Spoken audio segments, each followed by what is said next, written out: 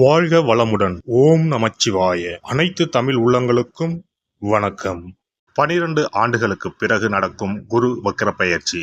119 நாட்கள் பின்னோக்கி சுழலும் குரு பகவான். நவ கிரகங்களில் முழு சுப கிரகமான குரு பகவான் 2024ஆம் ஆண்டு மே 1ஆம் தேதியிலிருந்து ரிஷபராசியில் சஞ்சரித்து வருகிறார். ஒவ்வொரு ஆண்டும் சில கிரகங்கள் வக்ரமடையும். அந்த வகையில் அக்டோபர் மாதம் 9ஆம் தேதி குரு பகவான் ரிஷபராசியில் வக்ரமடைகிறார். இதன் தாக்கம் என்ன? குரு வக்ர பயிற்சி என்றால் என்ன? எத்தனை நாட்கள் நீடிக்கும் என்று பார்க்கலாம். குரு பகவான் இந்த ஆண்டு அக்டோபர் மாதம் 9ஆம் தேதி புதன்கிழமை ரிஷபராசியில் வக்ரமாகி பின்னோக்கி செல்வார். பிப்ரவரி 4, 2025ஆம் ஆண்டு வரை இந்த நிலை நீடிக்கும். வக்ரம் என்பது நேராக செல்லக்கூடிய ஒரு கிரகம் பின்னோக்கி செல்வதை குறிக்கும். ரிஷபராசியில் சஞ்சரிக்கும் குரு பகவான் அடுத்து மிதுன ராசிக்கு செல்லாமல் பின்னோக்கி ரிஷபத்தில் ரோகிணி மற்றும் கிருத்திகை நட்சத்திரத்தில் சுழல்வது குரு வக்ர பயிற்சியை குறிக்கும். ஒவ்வொரு ராசிக்கும் குரு வக்ர பயிற்சி கணிசமான தாக்கங்களை, நல்ல பலன்களை அல்லது தடைகளை ஏற்படுத்தலாம். ஆனால் பொதுவாக குரு வக்ரம் அடைவது என்பது சுப காரிய தடை, விரிவாக்கம், வளர்ச்சி போன்றவற்றில் பாதிப்பு ஏற்படும். இந்த ஆண்டு குரு பெயர்ச்சி எந்த ராசிகளுக்கு நற்பலன்களை தந்ததோ, அதிர்ஷ்டமான பயிற்சியாக இருந்ததோ அந்த ராசிகள் குரு வக்ரமாகும் 4 மாத காலத்தில் குறைவான அளவு நற்பலன்களை பெறுவார்கள். இந்த ஆண்டு குரு பெயர்ச்சி பலன்களில் எந்த ராசிகளில் குரு பகவான் எதிர்மறையான தாக்கம் ஏற்படுத்தினாரோ அந்த ராசிகளுக்கு வரும் 4 மாதம் அமோகமான பலன்கள் கிடைக்கும். அக்டோபர் 9 முதல் குரு வக்ர பயிற்சி தொடங்குகிறது.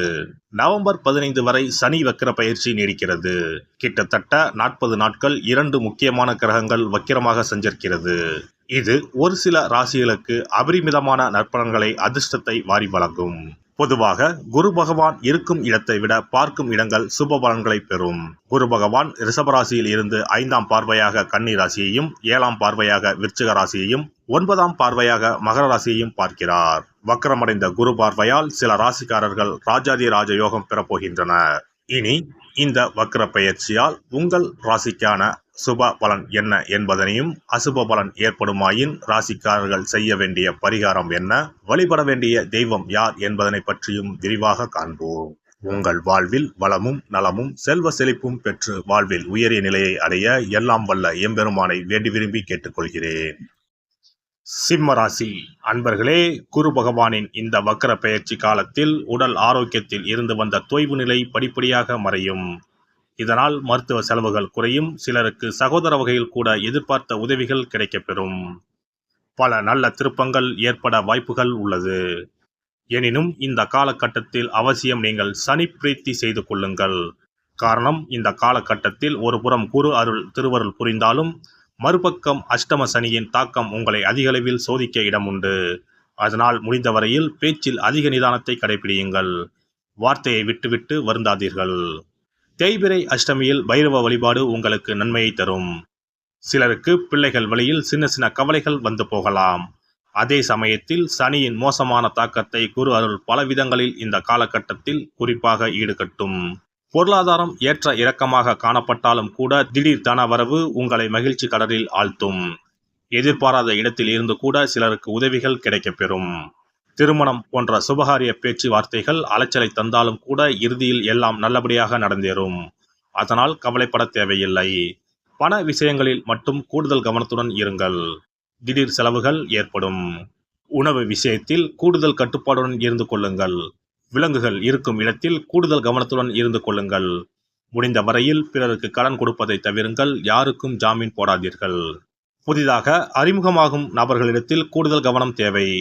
குடும்ப விவகாரங்களை வெளிநபர்களிடத்தில் பகிர வேண்டாம். கணவன் மனைவி இடையே அவ்வப்போது ஏற்படும் புரிதல் ஆறுதல் தரும். பங்கு சந்தை மற்றும் யூக வணிகத்தில் மட்டும் கூடுதல் கவனத்துடன் இருந்து கொள்ளுங்கள். காரணம், அவை ஆரம்பத்தில் சில லாபத்தை தந்தாலும் கூட போக போக பெரிய அளவில் நஷ்டங்களை தர வாய்ப்புள்ளது. உத்தியோகத்தில் அலைச்சல் அதிகம் இருந்தாலும் கூட அதனை சமாளித்து விடுவீர்கள். சிலருக்கு பயண அனுபவங்கள் பிற்காலங்களில் அனுகூலமாக இருக்கும். எனினும் உடல் ரீதியாக சோர்வு அவ்வப்போது காணப்படும். அதனால் முடிந்த வரையில் மனதை உற்சாகமாக வைத்துக் கொள்ளுங்கள். உத்தியோகத்தில் மேல் அதிகாரி உங்களை புரிந்து கொள்வார்கள். சக ஊழியருடன் இருந்து வந்த மோதல் போக்கு ஒரு முடிவுக்கு வரும். எதிர்பாராத இடமாற்றங்கள் ஏற்பட்டு அது பிற்காலத்தில் உங்களுக்கு அனுகூலத்தை தரும். சிலருக்கு இடமாற்றத்துடன் பதவி உயர்வும் அல்லது சம்பள உயர்வும் அளிக்கப்படலாம். புதிதாக வேலை தேடும் அன்பர்களுக்கு நல்ல வேலை கூட கிடைக்கப்பெறும். தொழில் அல்லது வியாபாரத்தில் போட்டிகள் அதிகம் காணப்பட்டாலும் கூட இறுதியில் நீங்கள் வெற்றி வாகை சூடுவீர்கள். தொழில் போட்டி காரணமாக நேரத்திற்கு உணவு உண்ண முடியாத நிலை ஏற்படலாம். புதிய வாடிக்கையாளர்களை பெறுவதற்காக பல புதிய திட்டங்களை வகுத்து கொண்டே இருக்க வேண்டியிருக்கும். இப்படியாக தொழில் வியாபாரத்தில் மூச்சுவிட நேரம் இருக்காது. எனினும் அதே சமயத்தில் உங்களது உழைப்பு பிற்காலத்தில் நல்ல பலன் அளிக்கும். பெரிய முதலீடுகளை செய்யும் சமயத்தில் கூடுதல் கவனத்துடன் இருந்து கொள்ளவும். கொடுக்கல் வாங்கல் போன்ற விஷயங்கள் முன்போல் இல்லாமல் இனிவரும் காலங்களில் அதிகரிக்க வாய்ப்புள்ளது. எனினும் கடனை முடிந்தவரையில் யாருக்கும் இந்த காலகட்டத்தில் கொடுக்காதீர்கள். அப்படி கொடுத்தால் திரும்பி வர இறைவனே வழி. விவசாயிகள் பூச்சிகள் தாக்காமல் பயிர் வகைகளை பாதுகாத்துக் கொள்ளுங்கள். விவசாயத்தில் இருப்பவர்களுக்கு எப்போதும் இல்லாத அளவில் வேலைப்பளு அதிகரித்தாலும் கூட இறுதியில் உங்களது உழைப்பு வெற்றி தரும். சிலருக்கு அரசு வகையில் உதவிகள் தாமதம் ஆனாலும் கூட இறுதியில் நல்லபடியாக கிடைக்கப்பெறும். மாணவ மாணவியர்கள் வண்டி வாகனங்களில் செல்லும் போது அதிக கவனத்துடன் சென்று வரவும். பேருந்துகளில் கவனமாக ஏறி இறங்கவும், அடிபடாமல் பார்த்து கொள்ளவும். மற்றபடி கல்வியில் முன்னேற்றம் உண்டு. அதே சமயத்தில் விரும்பிய பாடம் கிடைக்க கூடுதல் முயற்சிகளை செய்ய வேண்டியிருக்கும். மொத்தத்தில் இந்த காலகட்டத்தில் சனியும் ராகுவும் சில இடர்பாடுகளை ஏற்படுத்தினாலும் கூட இறுதியில் குரு அருள் உங்களுக்கு திருவருள் புரியும். அதனால் கவலை வேண்டாம். வியாழக்கிழமையில் குரு தட்சிணாமூர்த்தியை மஞ்சள் வஸ்திரம் சாற்றி வணங்க வேண்டும். நல்லதே நடைபெறும். சிறப்பு தொகுப்பு. இனி வரவே வராது என நினைத்த பணம் திரும்பி வருவதற்கு இதை மட்டும் செய்தால் போதும். நாம் கஷ்டப்பட்டு சேர்த்த அல்லது சம்பாதித்த பணத்தை யாரையாவது நம்பியோ அல்லது அவர்களுக்கு உதவி செய்வதற்காகவோ கொடுத்து ஏமாந்து இருக்கலாம். அப்படி இழந்த பணத்தை திரும்ப இனி வரவே வராது என நினைத்த பணத்தை கூட சில எளிய தாந்திரீக பரிகாரங்களை முறையாக செய்தால் திரும்ப பெற முடியும். இழந்த சொத்து, இழந்த பணம் மற்றும் நகை ஆகியவற்றை திரும்ப வீடு தேடி வர வைப்பதற்கான எளிய பரிகார முறைகள் பற்றி இங்கே தெரிந்து கொள்வோம். இந்த 2 முறைகளில் எந்த முறை நமக்கு எளிமையானதோ அதை செய்து பயன்பெறலாம். வாங்கிய பணத்தை திருப்பி கொடுக்க முடியாமல் கடன் தொல்லையால் அவதிப்படுபவரை போல் பணத்தை கொடுத்துவிட்டு அதை திரும்பி வாங்க முடியாமல் தவிப்பவர்கள் அதிகம் இருக்கத்தான் செய்கிறார்கள். யாராவது அவசரம் என பண உதவி கேட்கும்போது நட்பின் அடிப்படையிலோ அல்லது இருக்கப்பட்ட சிலர் பணம் கொடுத்திருப்பார்கள். ஆனால் பணம் வாங்கிய நபரோ அந்த பணத்தை திருப்பி தராமல் இழுத்தடிக்கலாம். பணம் தர வேண்டிய நபருக்கு சூழ்நிலை காரணமாக பணம் வராமல் உங்களுக்கு திருப்பி தர முடியாமல் இருக்கலாம். அல்லது அந்த நபர் பணத்தை திருப்பி தரும் எண்ணமே இல்லாமல் இருக்கலாம்.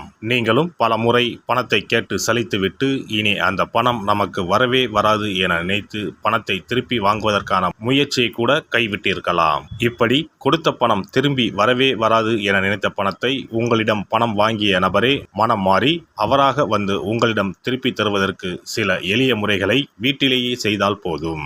பரிகாரம் 1. கற்பூரம் ஒன்றை ஏற்றி அது எரியும் சுடரின் மீது இரும்பு கலந்த ஏதாவது ஒரு தட்டினை காட்ட வேண்டும். இப்படி காட்டும் போது அந்த தட்டில் கரி படலம் ஒன்று உருவாகும்.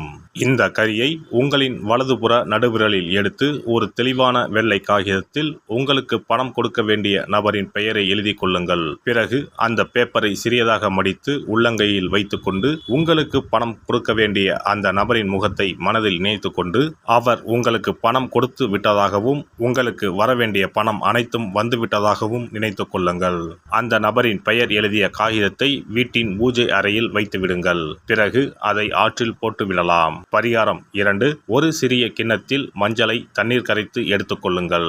ஒரு குச்சியால் அந்த மஞ்சளை தொட்டு வெள்ளை காகிதத்தில் பணம் தர வேண்டிய நபரின் பெயரை எழுதி கொள்ளுங்கள். ஓம் ஸ்ரீ கார்த்த வீர்யாஜுனாய நமக என்ற மந்திரத்தை 27 முறை சொல்லி பணம் கொடுக்க வேண்டிய நபர் உங்களுக்கு தர வேண்டிய பணம் அனைத்தையும் கொடுத்து விட்டதாக நினைத்து வேண்டிக் கொண்டு அந்த காகிதத்தை சுற்றி வெள்ளை நூலால் கட்டிவிட வேண்டும். பிறகு அந்த காகிதத்தை ஆற்றிலோ கடலிலோ போட்டுவிட வேண்டும். இந்த 2 முறைகளில் யாருக்கு எது வசதியோ அந்த முறையில் பரிகாரத்தை செய்யலாம். ஏதாவது ஒரு முறையை பின்பற்றினால் போதும். 2 முறைகளிலும் செய்ய வேண்டியது கிடையாது. இந்த பரிகாரத்தை தெற்கு நோக்கி அமர்ந்து செய்ய வேண்டும். இந்த பரிகாரத்தை நம்பிக்கையுடன் தொடர்ந்து செய்து வந்தால் கண்டிப்பாக வராது என நினைத்த பணம் விரைவில் உங்களின் வீடு தேடி வரும். எல்லாம் வல்ல இறையருளால் நீங்களும் உங்கள் அன்பு குடும்பமும் உடல் நலம், நீலாயுள், நிறை செல்வம், உயர் புகழ், மெய்ஞானம் ஓங்கி வாழ்க வளமுடன். இந்த வீடியோ பதிவு உங்களுக்கு பிடித்திருந்தால் லைக் பண்ணுங்க, கமெண்ட் பண்ணுங்க, ஷேர் பண்ணுங்க. மறக்காம சப்ஸ்கிரைப் பண்ணுங்க. பக்கத்துல இருக்கிற பெல் பட்டனை கிளிக் பண்ணுங்க. நன்றி, வணக்கம். ஓம் நமச்சிவாய. சிவாய நம.